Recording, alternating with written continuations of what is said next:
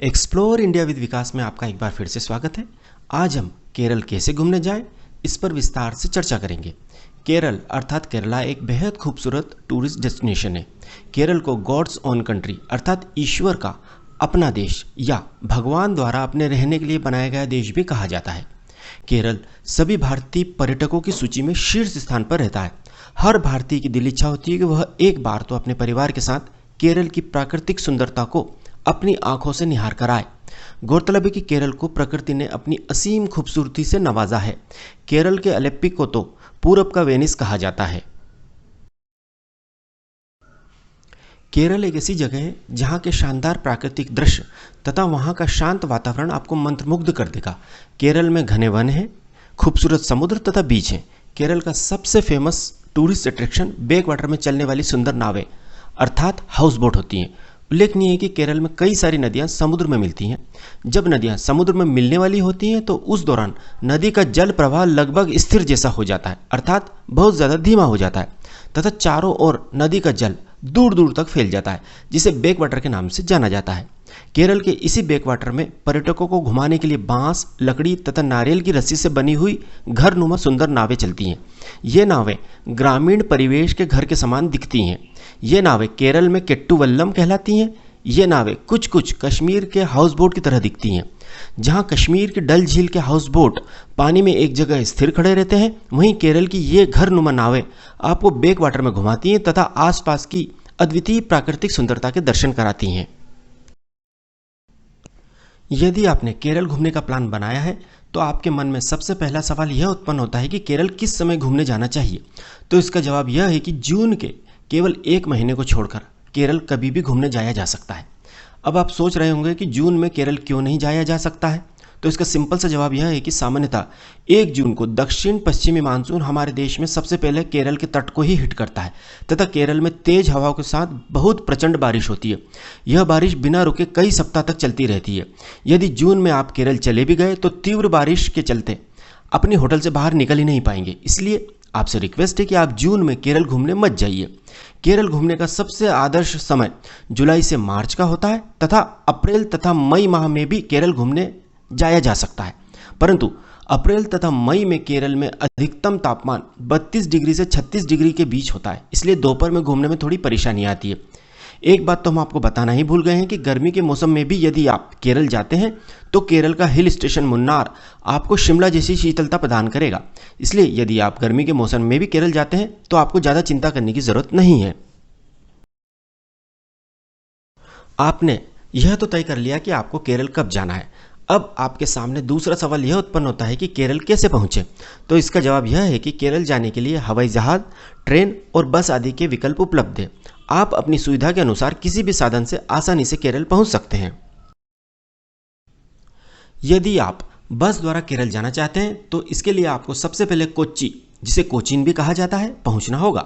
यदि आप नई दिल्ली से बस से केरल के कोच्चि जाने की योजना बना रहे हैं तो कोच्चि तक पहुंचने में न्यूनतम 47 घंटे लगेंगे, क्योंकि दिल्ली से कोच्चि की सड़क मार्ग से दूरी लगभग 2721 किलोमीटर है। यदि आपके साथ छोटे बच्चे तथा आपके बुजुर्ग पेरेंट्स हैं तो इस तरीके से कोच्चि जाना बड़ा परेशानी भरा रहेगा। दिल्ली से कोच्चि के लिए सीधी केवल 1 या 2 बसें ही चलती हैं। बाकी सभी बसें आपको 1 या 2 जगह बदलना पड़ेंगी। यह तो आप जानते ही हैं कि बस में लंबे समय तक बैठना बड़ा तकलीफदेह होता है। इसलिए हमारी आपको सलाह है कि आप बस से केरल जाने की योजना ना बनाएं। फिर भी यदि आपका गृह नगर केरल से बहुत ज़्यादा दूर नहीं है तो आप बस का विकल्प चुन सकते हैं। यदि आप ट्रेन द्वारा केरल जाना चाहते हैं तो इसके लिए कोच्चि तक देश के सभी बड़े शहरों से एक्सप्रेस तथा सुपरफास्ट ट्रेनें चलती हैं। जैसे यदि आप नई दिल्ली से ट्रेन से केरल के कोच्चि जाने की योजना बना रहे हैं तो कोच्चि तक पहुंचने में लगभग 43 घंटे लगेंगे, क्योंकि दिल्ली से कोच्चि की रेल मार्ग से दूरी लगभग 2078 किलोमीटर है। इसमें कोई दो मत नहीं है कि ट्रेन से केरल तक जाने में लगभग 2 दिन लग जाएंगे, परंतु ट्रेन से बाहर की हरियाली तथा सुंदरता आपका मन मोह लेगी तथा आपको पता ही नहीं चलेगा कि आप कब कोच्चि पहुंच गए हैं। यदि आपके पास यात्रा का बजट कम हो तथा ट्रेन से यात्रा करने का एक्स्ट्रा टाइम हो तो हमारी आपको सलाह है कि आप ट्रेन से केरल जाने की योजना बनाएं। एक बात और याद रखें कि यदि आप दिल्ली से ट्रेन से केरल जा रहे हैं तो 2 दिन जाने में तथा 2 दिन वापस आने में लगेंगे।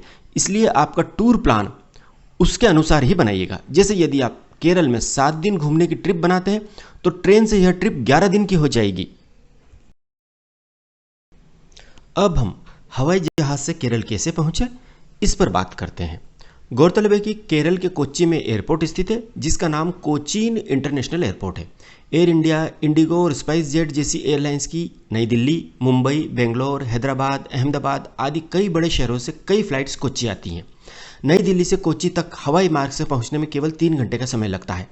दिल्ली से कोच्चि तक पहुंचने का यह सबसे अच्छा तथा सबसे अधिक समय की बचत करने वाला विकल्प है। कोरोना महामारी के पहले दिल्ली से कोचीन का फ्लाइट का किराया लगभग 2500 रुपये ही होता था, जो कि अब बढ़कर 3 से 4 हज़ार रुपये हो गया है। यदि आप अपने परिवार के साथ केरल घूमने जाना चाहते हैं तथा आप हवाई यात्रा का खर्च उठा सकते हैं तो हमारी आपको सलाह है कि आप फ्लाइट से ही केरल जाइएगा, क्योंकि इससे समय की बहुत बचत होगी।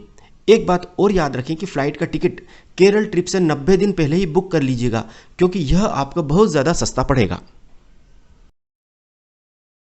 केरल के शहर कोच्चि के एयरपोर्ट, रेलवे स्टेशन अथवा बस स्टैंड पर पहुंचने के बाद आप टैक्सी से अपने होटल के लिए प्रस्थान करें। टैक्सी आपको एयरपोर्ट, रेलवे स्टेशन या बस स्टैंड पर आसानी से मिल जाएगी। आप कोच्चि में रुकने के लिए होटल ऑनलाइन ही बुक करें, क्योंकि कोच्चि पहुंचने के बाद यदि आप होटल की खोजबीन करेंगे तो होटल भी अच्छा नहीं मिलेगा तथा होटल वाले मनमाना किराया वसूल करेंगे, साथ ही आपका बहुत सारा समय बर्बाद हो जाएगा। इसलिए होटल ऑनलाइन ही बुक करें। अब आपको एक इंटरेस्टिंग बात बताते हैं। कोच्चि अर्थात कोचीन एर्नाकुलम जिले में आता है। कोचीन शहर का मध्य भाग एर्नाकुलम कहलाता है तथा जिस स्थान पर बंदरगाह है तथा समुद्र का किनारा है वह जगह कोचीन कहलाती है। अर्थात शहर एक ही है पर नाम अलग अलग है। यदि आप एर्नाकुलम में होटल बुक करेंगे तो वह आपको सस्ते पड़ेंगे। कोच्चि में समुद्र के किनारे होटल बुक करेंगे तो वह महंगे पड़ेंगे। एर्नाकुलम तथा कोच्चि के बीच की दूरी केवल 10 किलोमीटर है। यदि आप पैसों की बचत करना चाहते हैं तो एर्नाकुलम में होटल बुक कीजिएगा, और यदि आप समुद्र के किनारे के होटल में रुकना चाहते हैं तो कोच्चि में होटल बुक कीजिएगा। आप अपना टूर प्लान इस प्रकार बनाइएगा कि आप बस, ट्रेन अथवा फ्लाइट से सुबह कोच्चि पहुंच जाए, जिससे आपको घूमने के लिए पूरा दिन मिल जाए। होटल में चेक इन करने के बाद आप नहाकर फ्रेश हो जाएं। यदि ब्रेकफास्ट का समय हो तो ब्रेकफास्ट कर लें। यदि आप होटल पहुंचने में किसी कारण से लेट हो गए तो लंच कर लें। ब्रेकफास्ट या लंच करने के बाद आप होटल के रिसेप्शन से या होटल के बाहर से टैक्सी या रिक्शा बुक कर लें। रिक्शा या टैक्सी वाले से कहें कि वह आपको Chinese fishing nets, saint Francis church, Mattancherry palace, Jewish synagogue तथा केरल कथकली डांस सेंटर में कथकली डांस दिखाकर लाए। रिक्शा वाला इन जगहों पर घुमाने का लगभग 500 रुपये चार्ज करेगा, जबकि टैक्सी वाला 1000 रुपये लेगा।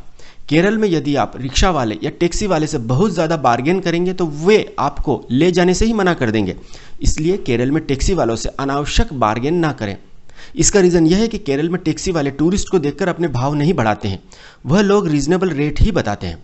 केरल के टैक्सी वालों का कहना है कि वे लोग गलत भाव बताकर अपने राज्य का नाम खराब नहीं करते हैं, जो किराया वास्तव में होता है वही लेते हैं। अब आप टैक्सी या रिक्शा से सबसे पहले चाइनीज फिशिंग नेट्स देखने जाइएगा। कोच्चि फोर्ट नामक जगह पर स्थित चाइनीज फिशिंग नेट्स समुद्र के किनारे मछली पकड़ने के बड़े बड़े जाल होते हैं। चाइनीज फिशिंग नेट्स देखने का कोई टिकट नहीं होता है।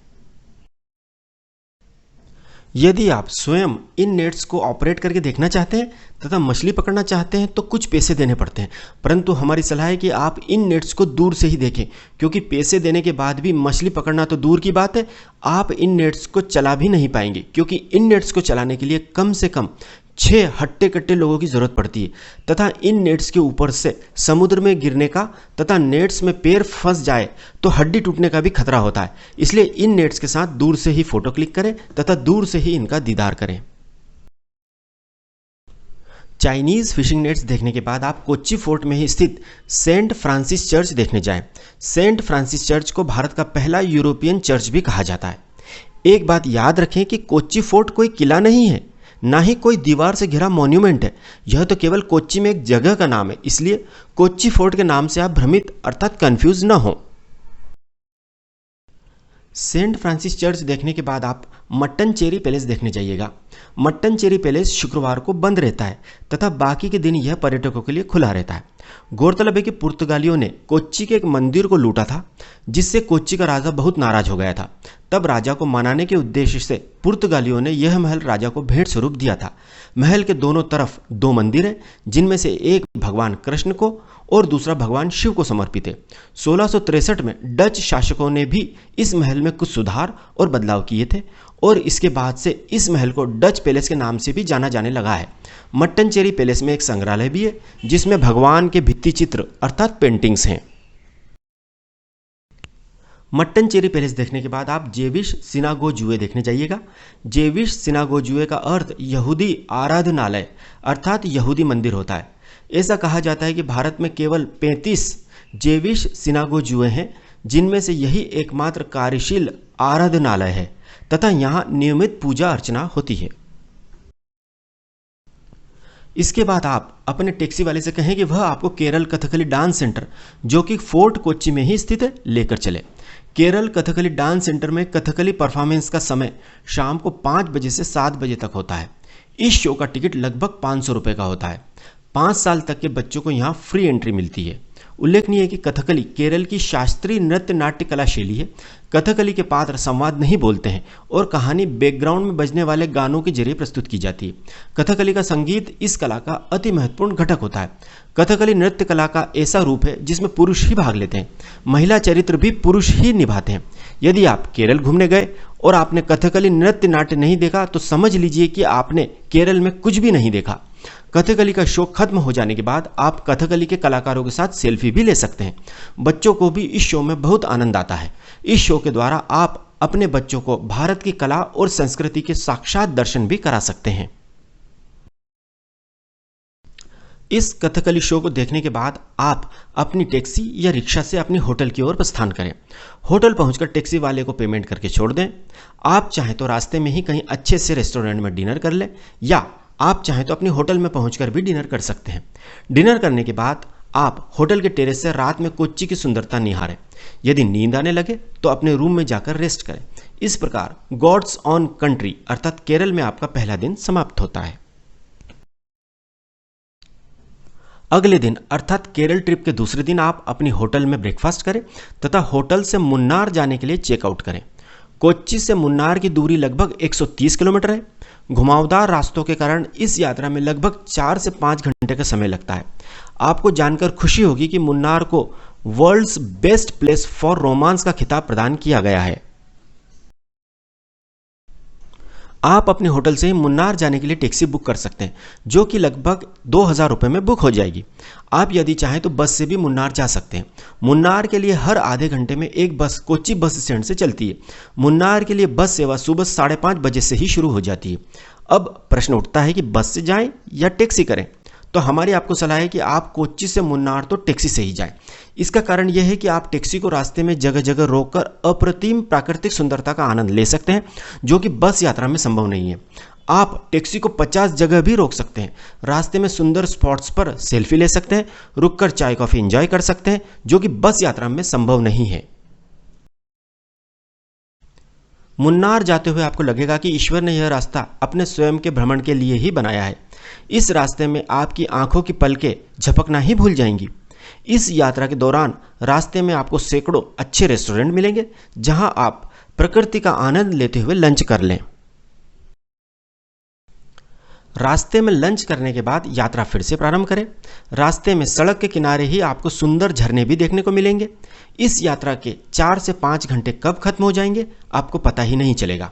आपका मन मुन्नार आने के बाद भी टैक्सी से उतरने का ही नहीं करेगा, परंतु उतरना तो पड़ेगा, क्योंकि अब मुन्नार जो घूमना है।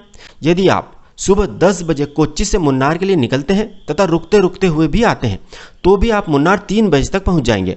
मुन्नार पहुंचने के बाद आप अपनी ऑनलाइन बुक होटल में चेक इन करें तथा टैक्सी वाले को पेमेंट करके तथा धन्यवाद देकर छोड़ दें। मुन्नार में अपने होटल में चेक इन करने के बाद आप अपनी होटल की बालकनी, लॉबी या टेरेस पर मुन्नार की वादियों को देखते हुए चाय कॉफ़ी का लुत्फ लीजिएगा। इसके बाद होटल के रिसेप्शन से जानकारी लेकर आप होटल के आसपास 1 या 2 किलोमीटर के दायरे में जो भी दर्शनीय स्पॉट्स हों वह पैदल पैदल ही घुमाएं। इन स्पॉट्स को देखने के लिए टैक्सी करने की कोई ज़रूरत नहीं है। होटल के आसपास के दर्शनीय स्पॉट देखकर आप अंधेरा गिरने से पहले ही अपने होटल में आ जाएं तथा होटल में शानदार कैंडल लाइट डिनर एंजॉय करके रेस्ट करें। इस प्रकार केरल ट्रिप का आपका शानदार दूसरा दिन समाप्त होता है। अगले दिन अर्थात तीसरे दिन आप सुबह फ्रेश होकर तथा नहाकर ब्रेकफास्ट कर लें। ब्रेकफास्ट करने के बाद आप मुन्नार घूमने के लिए अपने होटल से दिन भर के लिए टैक्सी बुक कर लें। टैक्सी 2000 रुपये में दिन भर के लिए बुक हो जाएगी। यदि होटल वाले टैक्सी का किराया ज़्यादा बताएं तो आप मुन्नार के टैक्सी स्टैंड से भी टैक्सी बुक कर सकते हैं। अपने होटल से टैक्सी स्टैंड तक आने के लिए आपको होटल के बाहर से ऑटो रिक्शा तत्काल मिल जाएगा, जो 50 रुपये में आपको टैक्सी स्टैंड छोड़ देगा, जहां से आप कम पैसे में टैक्सी बुक कर सकते हैं।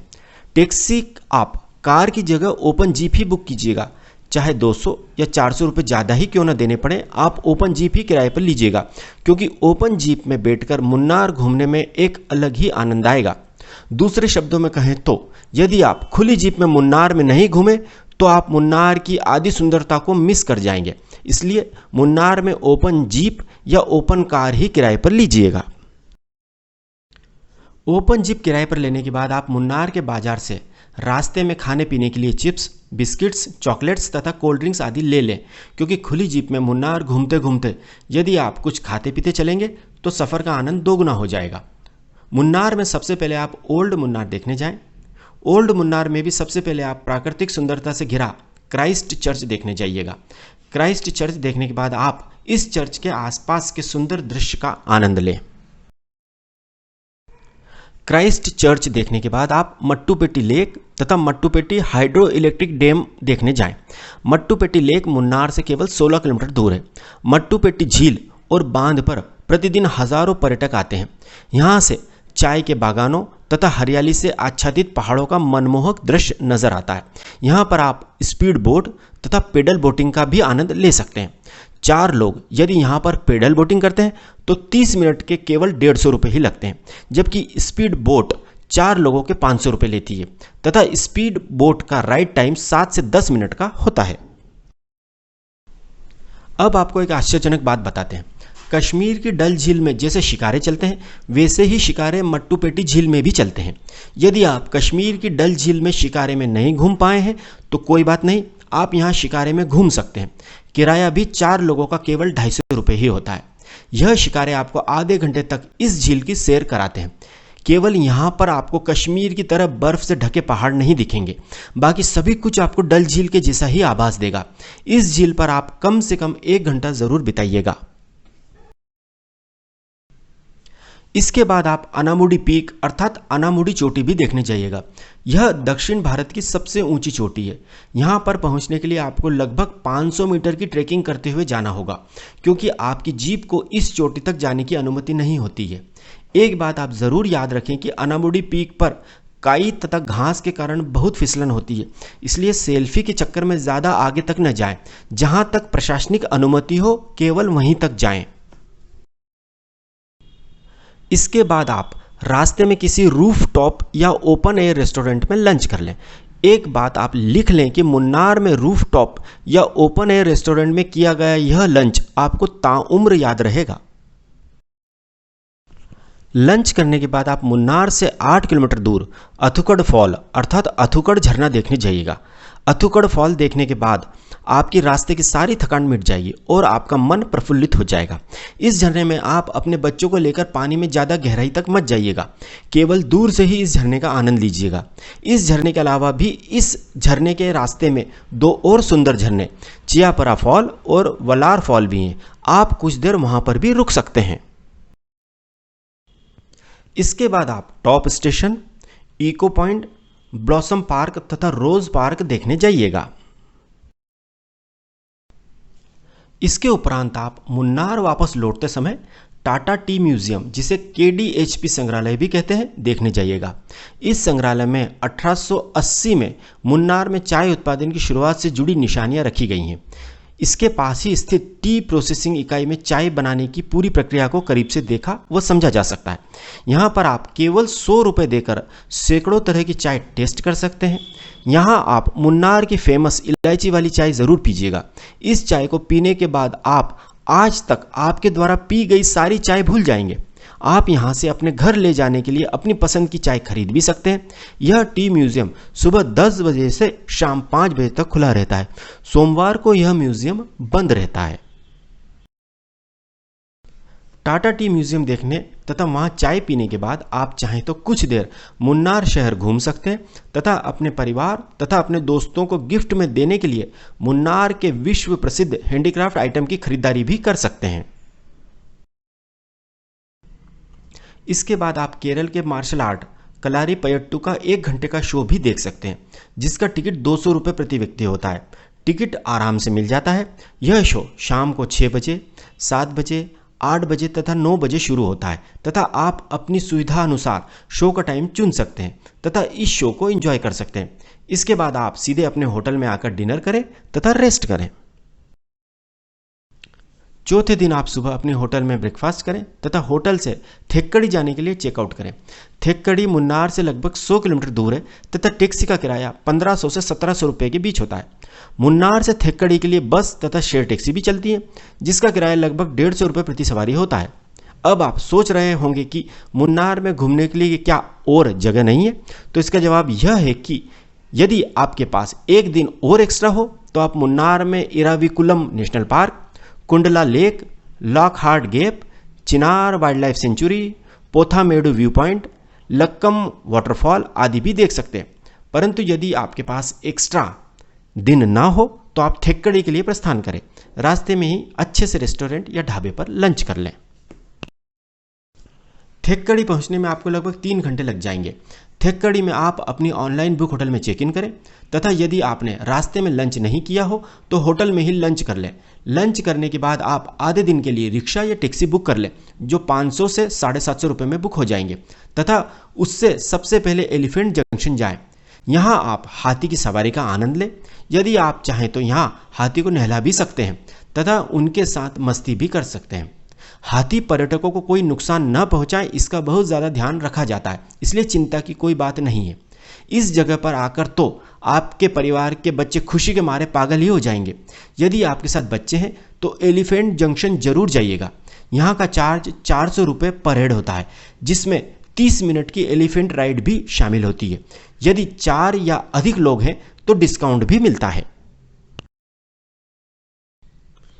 एलिफेंट जंक्शन देखने के बाद आप केरल का प्रसिद्ध पेरियार टाइगर रिजर्व अर्थात पेरियार वाइल्ड लाइफ सेंचुरी तथा पेरियार लेक देखने जाइएगा।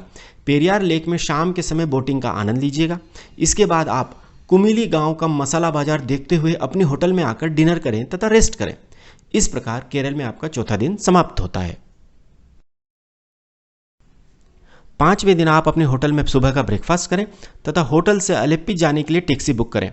थेक्कड़ी से अलेप्पी की दूरी लगभग 140 किलोमीटर है तथा यात्रा में 4 घंटे का समय लगता है। आप रास्ते में लंच कर लें।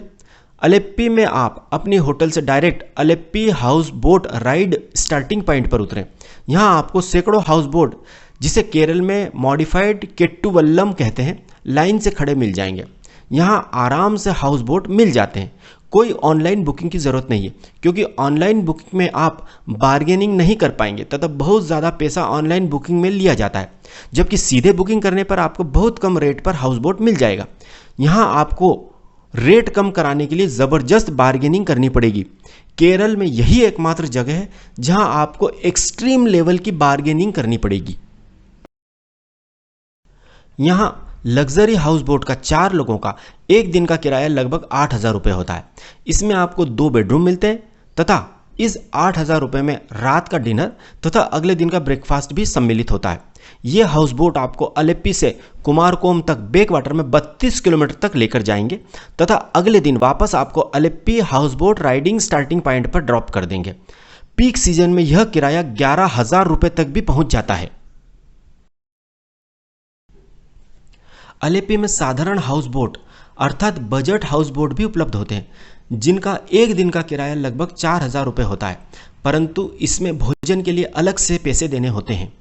इनमें डबल डेक अर्थात डबल स्टोरी तथा बालकनी नहीं होती है। इसमें आप कैप्टन अर्थात बोट चलाने वाले के पास से तथा साइड की खिड़की से ही बाहर देख सकते हैं। इसके अलावा आप केवल 2,000 रुपये में 2 से 3 घंटे के लिए भी हाउस बोट किराए पर ले सकते हैं, परंतु ये हाउस बोट आपको 3 से 4 किलोमीटर बैक वाटर में 1 घंटे घुमाकर वापस उतार देते हैं। इस प्रकार के हाउस बोट में भोजन की सुविधा नहीं होती है। अब यह आपके बजट पर निर्भर करता है कि आप किस प्रकार के हाउस बोट में घूमना चाहते हैं। हमारी आपको सलाह है कि आप 4,000 रुपये वाला हाउस बोट एक दिन के लिए बुक करें। इससे आप होटल में रात भर रुकने से बच जाएंगे तथा 1 से 2,000 रुपये की बचत हो जाएगी। यदि आप 4,000 रुपये वाला हाउस बोट बुक करते हैं तो लगभग 1,000 रुपये भोजन पर एक्स्ट्रा खर्च होंगे तथा 4 लोगों का हाउस बोट लगभग 5,000 रुपये में पड़ जाएगा। यदि आपके पास बजट की कोई प्रॉब्लम नहीं है तो फिर आप 8,000 रुपये वाला लग्जरी हाउस बोट ही बुक कीजिएगा। देखिए, हम सभी के पास पैसों की तथा बजट की समस्या होती है, परंतु अलेप्पी में हाउस बोट में खर्च किया गया पैसा आपको कभी भी अखरेगा नहीं। इसका कारण यह है कि अलेप्पी के हाउस बोट पानी में चलते हैं, कश्मीर के हाउस बोट की तरह डल झील में खड़े नहीं रहते हैं। अलेप्पी के हाउस बोट का खाना भी ताज़ा तथा शुद्ध होता है। यहाँ शेफ आपके सामने लाइव भोजन बनाता है। आपके सामने ही आपका बेडरूम सैनिटाइज किया जाता है। बेडशीट तथा ब्लैंकेट भी वाइट मिलते हैं तथा वह साफ होते हैं। हाउस बोट के ऑपरेटर आपका अपने परिवार की तरह ख्याल रखते हैं। अलेप्पी के 8,000 रुपये किराए वाले हाउस बोट में जैसे ही आप चेक इन करते हैं, आपको मिनरल वाटर बॉटल के साथ वेलकम ड्रिंक मिलता है, जो नारियल पानी, बटर मिल्क या मिल्क शेक आदि होता है। इसके थोड़ी देर बाद आपको चाय या कॉफ़ी, स्नैक्स तथा बिस्किट के साथ मिलती है। रात में 7 से 8 बजे केले के पत्तों पर शानदार कैंडल लाइट डिनर खाने को मिलता है। हाउस बोट से बैक वाटर का अद्भुत नज़ारा आपका मन मोह लेगा। आप इस नज़ारे को देखकर कह उठेंगे कि वाकई इस जगह को ईश्वर ने अपने रहने के लिए ही बनाया है। हाउस बोट में समय ऐसे बीतेगा जैसे वह पंख लगाकर उड़ रहा हो। हाउस बोट के इस अद्वितीय अनुभव को हम शब्दों में बयान ही नहीं कर सकते हैं। केवल इतना कह सकते हैं कि अलेप्पी के हाउस बोट का एक्सपीरियंस कश्मीर के हाउस बोट के एक्सपीरियंस से 1,00,000 गुना अच्छा रहेगा। टाइम्स पत्रिका ने अलेप्पी के हाउस बोट को फ्रांस के पेरिस की सीन नदी के हाउस बोट से भी अच्छा माना है तथा वर्ल्ड में फर्स्ट रेटिंग दी है। इसी से आप अनुमान लगा लीजिए कि यहाँ के हाउस बोट में आपका एक्सपीरियंस कितना अद्भुत और जादुई रहेगा। चाहे आप अपने बजट में कहीं और कटौती कर लीजिएगा, परंतु अलेप्पी के हाउस बोट में एक रात जरूर रुकिएगा। अलेप्पी के हाउस बोट से आप बैक वाटर तथा आसपास के जंगल का आनंद लीजिएगा। हजारों पशु तथा पक्षियों का कलरव आपको मंत्रमुग्ध कर देगा। आपका मन करेगा कि समय यहीं रुक जाए और आप इस जगह हमेशा के लिए रह जाएं। हाउस बोट पर कैंडल लाइट डिनर करने के बाद आप अपने रूम में रेस्ट करें। इस प्रकार केरल ट्रिप का आपका 5वां दिन समाप्त होता है। अगले दिन आपकी नींद हाउस बोट पर अपने आप जल्दी खुल जाएगी। आप हाउस बोट से सनराइज देखें तथा फिर फ्रेश होकर तथा नहाकर ब्रेकफास्ट करें। हाउस बोट आपको 9 से 10 बजे के बीच Alleppey house boat ride starting point पर ड्रॉप कर देगा। यह वही जगह होगी जहां से आप हाउस बोट में बैठे थे। इस मेस्मराइजिंग सफर के बाद आप वहीं से अर्थात house boat ride starting point से कोवलम जाने के लिए टैक्सी बुक करें। टैक्सी आराम से मिल जाएगी। अलेप्पी से कोवलम की दूरी 160 किलोमीटर तथा यात्रा में लगभग 3 से 4 घंटे लगते हैं। टैक्सी का किराया लगभग 2,000 रुपये रहेगा। कोवलम के रास्ते में ही आप लंच कर लें। आप कोवलम आराम से 1 से 2 बजे तक पहुंच जाएंगे। कोवलम पहुंचकर अपनी ऑनलाइन बुक होटल में चेक इन करें। इसके बाद आप रिक्शा या कैब करके कोवलम का वर्ल्ड फेमस लाइट हाउस बीच तथा कोवलम बीच देखने जाइएगा। यहाँ आप वाटर स्पोर्ट्स का भी आनंद ले सकते हैं। आप यहाँ पर जो छोटे छोटे रेस्टोरेंट्स होते हैं वहाँ मिल्क शेक, नारियल पानी अथवा कोल्ड ड्रिंक्स भी समुद्र को देखते हुए पीजिएगा। इसके बाद आप कैब या रिक्शा से अपनी होटल में आ जाएं तथा रेस्ट करें। इस प्रकार केरल में आपका 6वां दिन समाप्त होता है।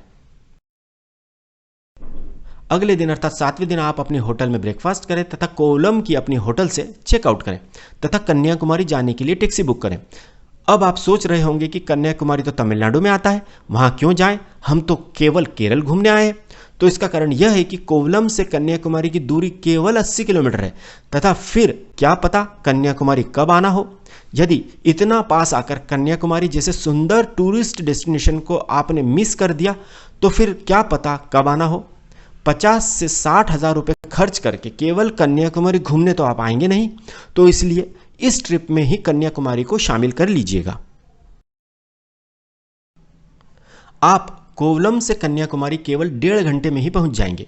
कोवलम से कन्याकुमारी तक का टैक्सी का किराया लगभग 1200 रुपये होता है। यदि आप बस से जाते हैं तो प्रति व्यक्ति किराया केवल 130 रुपये ही होता है। कन्याकुमारी बस स्टैंड पहुंचकर आप अपनी टैक्सी छोड़ दें तथा वहां के या रेलवे स्टेशन के क्लॉक रूम अर्थात लॉकर में अपना सामान रख दें। क्लॉक रूम का 24 घंटे का किराया केवल 10 से 20 रुपये ही होता है। इसके बाद आप लोकल टूरिस्ट अट्रैक्शन दिखाने वाली टैक्सी या रिक्शा बुक कर ले। टूरिस्ट अट्रैक्शन दिखाने के लिए टैक्सी 1000 रुपये लेगी तथा रिक्शा 500 रुपये लेगा। इसके बाद आप टैक्सी या रिक्शा से सबसे पहले कन्याकुमारी मंदिर के दर्शन करने जाएं। यह मंदिर शिवजी की पत्नी देवी पार्वती को समर्पित है। इसके बाद आप फेरी अर्थात नाव से विवेकानंद रॉक मेमोरियल देखने जाएं। फेरी का किराया केवल 50 रुपये होता है तथा रॉक मेमोरियल का टिकट 10 रुपये प्रति व्यक्ति होता है। यहां पर आपको घूमने में कम से कम 2 घंटे लगेंगे। इसके उपरांत आप वह जगह भी देखिएगा जहां अरब सागर, बंगाल की खाड़ी तथा हिंद महासागर मिलते हैं। इसके बाद आप क्लॉक रूम से अपना सामान वापस लेकर रेलवे स्टेशन जाएं। यदि कनेक्टिंग ट्रेन हो तो आप अपने गृह नगर की ओर प्रस्थान करें। गौरतलब है कि कन्याकुमारी से 20 से ज़्यादा ट्रेनें देश के विभिन्न भागों तक जाती हैं। यदि कनेक्टिंग ट्रेन उस दिन न हो तथा अगले दिन हो तो आप आसपास के किसी होटल में रात भर रेस्ट करें। अगले दिन आप सुबह ब्रेकफास्ट करके होटल से चेकआउट करके कन्याकुमारी रेलवे स्टेशन से अपने गृह नगर की ओर प्रस्थान करें। यदि फ्लाइट से जाना हो तो आप तिरुवनंतपुरम अर्थात त्रिवेंद्रम की ओर प्रस्थान करें, जो कन्याकुमारी से केवल 16 किलोमीटर दूर है। तिरुवनंतपुरम में एयरपोर्ट है। आप फ्लाइट से अपने गृह नगर की ओर प्रस्थान करें। यदि आप ट्रेन से ही जाना चाहते हैं तथा आपके शहर तक कन्याकुमारी से ट्रेन न हो तो आप तिरुवनंतपुरम से भी अपने गृह नगर तक ट्रेन से जा सकते हैं। तिरुवनंतपुरम रेलवे स्टेशन से देश के सभी बड़े शहरों तक 100 से ज़्यादा ट्रेनें आती तथा जाती हैं। वहां से आप अपने गृह नगर की ओर प्रस्थान करें। इस प्रकार आपकी यह केरल कन्याकुमारी ट्रिप सुखद यादों के साथ समाप्त होती है। अब हम केरल तथा कन्याकुमारी ट्रिप से जुड़ी कुछ प्रमुख बातें आपको बताते हैं। गौरतलब है कि केरल में जो भोजन मिलता है उसमें हर चीज़ में नारियल तथा केले का प्रयोग होता है तथा खाना नारियल के तेल में या पैराशूट कोकोनट ऑयल में बनता है। इसलिए आपको शुरू में 1 या 2 दिन केरल में खाना बिल्कुल अच्छा नहीं लगेगा, परंतु इसके बाद वही खाना आपको बहुत स्वादिष्ट तथा हेल्दी लगने लगेगा। केरल में स्थानीय लोग सामान्यतः बोलचाल में केवल मलयालम तथा इंग्लिश लैंग्वेज का ही प्रयोग करते हैं, परंतु पर्यटन से जुड़े टैक्सी वाले, होटल वाले, रेस्टोरेंट वाले, हाउसबोट वाले तथा नाव वाले बहुत अच्छी हिंदी बोलते हैं। तो यदि आपको केवल हिंदी भाषा आती है तो भी आपको लैंग्वेज की कोई परेशानी केरल में नहीं आएगी। केरल में टैक्सी, रिक्शा तथा कैब के किराए में बार्गेन अर्थात मोलभाव की संभावना बहुत कम होती है, इसलिए फालतू में बार्गेन करके अपना कीमती समय नष्ट न करें। यदि आपको अपनी बार्गेन पावर का प्रयोग करना है तो अलेप्पी के हाउस बोट के किराए में आप इसका इस्तेमाल कर सकते हैं। जैसे ही अलेप्पी के हाउस बोट का किराया आप पूछेंगे तो वह एक दिन का 11,000 से 20,000 रुपये बताया जाएगा, जिसे आप बार्गेन करके 4,000 रुपये पर ला सकते हैं। यदि अलेप्पी के हाउस बोट के किराए में हाउस बोट के मैनेजर या ओनर कमी नहीं करते हैं तो बिल्कुल टेंशन न लें, शांति से केवल 15 मिनट इंतजार करें। हाउस बोट के मालिक या मैनेजर खुद ब खुद भागे भागे आपके पास आएंगे और कहेंगे कि सर, हाउस बोट में रूम वैकेंट है तथा केवल आपके लिए ही हम किराया कम कर रहे हैं। अब आप अपनी पसंद के किराए पर तथा अपनी पसंद के हाउस बोट में रुक सकते हैं। एक बात और याद रखें कि हाउस बोट बुक करने से पहले हाउस बोट को भीतर से अच्छे से देख लें, अपना बेडरूम देख लें, कौन सा रूम दे रहे हैं यह देख लें, भोजन तथा ब्रेकफास्ट में क्या खिलाएंगे यह भी पहले ही पूछ लें। इससे वे कॉस्ट कटिंग नहीं कर पाएंगे तथा जो बताया गया है वही सेवाएं आपको हाउस बोट पर मिलेंगी। केरल ट्रिप में सबसे महंगी एक्टिविटी अलेप्पी के हाउस बोट होते हैं। अलेप्पी के हाउस बोट आप चाहे कुछ भी हो जाए, चाहे कोई भी सलाह दे, ऑनलाइन बुक न करें। इसका कारण यह है कि एक तो आप बार्गेन नहीं कर पाएंगे तथा दूसरा लग्जरी हाउस बोट की इमेज दिखाकर सिंपल से हाउस बोट में आपको शेयर कराई जाएगी तथा इस स्थिति में आप कुछ भी नहीं कर पाएंगे। इसलिए अलेप्पी के हाउस बोट को आप अपनी आंखों से देखें, वहाँ की सुविधाएं देखें, जमकर बार्गेन करें तथा फिर हाउस बोट फाइनल करें। इस प्रोसेस में आपका ज़्यादा समय भी नहीं लगेगा, केवल 1 घंटे में अपनी पसंद का हाउस बोट आप बुक कर लेंगे। जहां तक हो सके अलेप्पी में होटल बुक न करें, सीधे हाउस बोट ही बुक करें तथा उसमें ही चेक इन करें, क्योंकि हाउस बोट में ठहरने का एक्सपीरियंस अद्वितीय तथा माइंड ब्लोइंग रहेगा। इस ट्रिप की सबसे महत्वपूर्ण बात यह याद रखें कि केरल का मौसम बहुत तेजी से बदलता रहता है। यदि तेज हवाएं चल रही हों तो वाटर स्पोर्ट्स तथा नाव की सवारी बिल्कुल न करें। नेक्स्ट पॉइंट है, केरल में लाखों नारियल के वृक्ष हैं, इसलिए जहां तक हो सके नारियल के वृक्षों के नीचे से न निकलें, क्योंकि इन वृक्षों से नारियल यदा कदा गिरते रहते हैं तथा यदि नारियल आपके सिर पर गिर गया तो नारियल को तो कुछ नहीं होगा, हाँ आपका सर जरूर फट जाएगा तथा पूरी केरल ट्रिप अस्पताल में ही बीतेगी। इसलिए केरल में रास्ते पर तो नजर रखिएगा ही, साथ ही साथ ऊपर पेड़ों से गिरने वाले फलों से भी बचकर चलिएगा। यह तो आप जानते हैं कि केरल अपने आयुर्वेदिक ट्रीटमेंट तथा आयुर्वेदिक मसाज के लिए वर्ल्ड फेमस है। तो यदि आप इस तरह की सेवाएं लेना चाहते हैं तो आप जिस होटल में रुकते हैं वहां के स्पा में यह सेवाएं प्राप्त कर सकते हैं। स्पा की सेवाओं का रेट 200 रुपये से 5000 रुपये तक होता है। आप अपने बजट के अनुसार आयुर्वेदिक ट्रीटमेंट तथा मसाज का आनंद ले सकते हैं। हाउस बोट पर भी आयुर्वेदिक ट्रीटमेंट तथा मसाज की सुविधा होती है, परंतु वह हद से ज़्यादा महंगी होती है। तो हमारी आपको सलाह है कि हाउस बोट पर आयुर्वेदिक ट्रीटमेंट तथा मसाज न कराएं। एक बात और याद रखें कि यदि आप मानसून के महीने में केरल ट्रिप पर जाते हैं तो आप पहले से ही अपनी ट्रिप के दौरान मौसम किस प्रकार का रहेगा यह गूगल पर जरूर चेक कर लें तथा वेदर ऐप अपने मोबाइल में इंस्टॉल कर लें। यदि मौसम खराब हो तो भूलकर भी बीच अर्थात समुद्र के किनारे न जाएं। केरल ट्रिप में मुन्नार में आपको गर्म कपड़ों की जरूरत पड़ेगी, इसलिए हल्के फुल्के गर्म कपड़े अवश्य रखिएगा। नेक्स्ट पॉइंट है, केरल ट्रिप में अपने साथ अच्छी ग्रिप वाले जूते ही रखें। केरल ट्रिप में महिलाओं को भी चप्पल की जगह अच्छे स्पोर्ट शूज ही पहनने चाहिए, क्योंकि चप्पल से मुन्नार में तथा बीच पर रेत में चलने में बहुत परेशानी होगी। नेक्स्ट पॉइंट है, इस ट्रिप में यदि आपके साथ बुजुर्ग लोग हैं तो उनके स्वास्थ्य का विशेष ध्यान रखें। केरल ट्रिप में आप पर्यावरण फ्रेंडली सामग्री का ही उपयोग करें। अपने साथ पीने के पानी के लिए स्टील की बोतल लेकर जाएं। यह बात आप गांठ बांध लें कि होटल के रिसेप्शन पर उपस्थित ट्रेवल एजेंटों से ट्रेवल पैकेज न लें, क्योंकि वे लोग ठीक ढंग से घुमाते नहीं हैं तथा केवल खाना पूर्ति ही करते हैं। नेक्स्ट पॉइंट है, यदि आप केरल में टैक्सी से सफ़र नहीं करना चाहते हैं क्योंकि आपका बजट कम है तो कोई दिक्कत नहीं है, आप बस तथा रिक्शा से भी बिना परेशानी के घूम सकते हैं। अब हम इस 7 दिन की केरल कन्याकुमारी ट्रिप के अधिकतम कुल खर्च की बात करते हैं। 4 लोगों का केरल आने जाने का फ्लाइट का कुल किराया लगभग 20,000 रुपये। 4 लोगों का 7 दिन का टैक्सी जीप तथा रिक्शा का कुल किराया लगभग 12,000 रुपये। 4 लोगों का 6 दिन का होटल का किराया लगभग 9,000 रुपये। 4 लोगों का 1 दिन का लग्जरी हाउस बोट का किराया लगभग 8,000 रुपये। 4 लोगों का 7 दिन का भोजन का खर्च लगभग 8,000 रुपये। 4 लोगों का 7 दिन का साइट सीइंग तथा एक्टिविटी का खर्च 3,000 रुपये। 4 लोगों का केरल कन्याकुमारी में 7 दिन का अधिकतम कुल खर्च लगभग 60,000 रुपये। इसे यदि 4 से डिवाइड किया जाए तो प्रति व्यक्ति अधिकतम कुल खर्च लगभग 15,000 रुपये आएगा। इस प्रकार आप केवल 15,000 रुपये में शानदार तरीके से लग्जरी हाउस बोट, टैक्सी तथा फ्लाइट को शामिल करते हुए केरल कन्याकुमारी घूम सकते हैं। यदि आप फ्लाइट की जगह ट्रेन से जाते हैं तो यात्रा खर्च 20,000 रुपये की जगह केवल 10,000 रुपये ही आएगा। यदि आप टैक्सी की जगह शेयर टैक्सी या बस का इस्तेमाल करते हैं तो यात्रा खर्च और भी कम हो जाएगा। तो अब इंतज़ार मत कीजिए, जल्दी ही केरल कन्याकुमारी घूमने का प्लान बनाइए। यदि आपको हमारी जानकारी सही तथा उपयोगी लगी हो तो प्लीज़ हमारे चैनल एक्सप्लोर इंडिया विद विकास अर्थात ट्रैवल एंड एक्सप्लोर को सब्सक्राइब ज़रूर कीजिएगा। Thank you.